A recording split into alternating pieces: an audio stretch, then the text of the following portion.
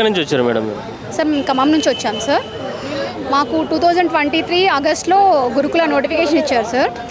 ఆగస్ట్లో మేము ఎగ్జామ్స్ రాసాము. ఫెబ్ 13న రేవంత్ రెడ్డి గారు మాకు అపాయింట్మెంట్ ఆర్డర్స్ ఇచ్చారు సార్. పీజీటీకి, లైబ్రేరియన్ పీడీకి ఫెబ్ 13న ఆర్డర్స్ ఇచ్చారు, అపాయింట్మెంట్ ఆర్డర్స్. మార్చ్ 4న టీజీటీ, జేఎల్, డిఎల్కి ఆర్డర్ ఇచ్చారు సార్, అపాయింట్మెంట్ ఆర్డర్స్. అసలు యాక్చువల్లీ మమ్మల్ని అప్పుడే అపాయింట్ చేసుకోవాల్సింది, కానీ ఈలోపు ఎలక్షన్ కోడ్ వచ్చేసరికి ఆగిపోయింది సార్. ఎలక్షన్ కోడ్ అయిపోయి ఇన్ని డేస్ అవుతున్నా కానీ మేము ఇంతకుముందు ఒక 9th ట్రిప్ ఆఫీస్కి వెళ్ళాము.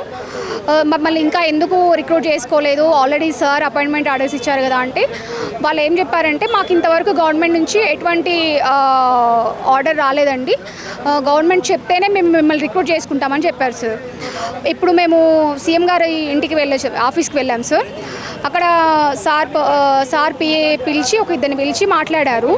మీకు 25 days తర్వాత మేము చెప్తాము, ఒకవేళ 25 days తర్వాత కూడా రాకపోతే అప్పుడు మళ్ళీ వచ్చి మీరు కలవండి అని చెప్పారు సార్.